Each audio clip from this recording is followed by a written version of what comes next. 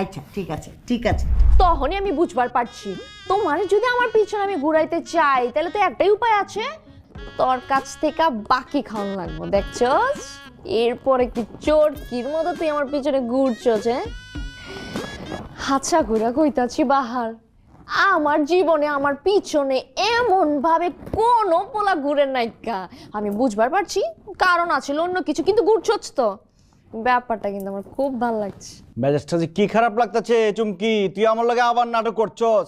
খুব ভালো হয়েছে, খুব ভালো অভিনয় করছস, আমার অনেক ভালো লাগছে। অহন আমার টাকা দে, ক্যাশ দিন লাগবো।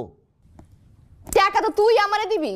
আমি কি তোর দোকান থেকে বাকি খাইছি যে আমি টাকা দেবো তোরে? কাবিন যে করছস 10 লাখ টাকা, ওইখান থেকে যদি আমার টাকা আমি বাদও দিচ্ছি, তারপর আমি তোর কাছ থেকে পাইতাছি এখন 9,01,001 টাকা। আমার টাকা দে।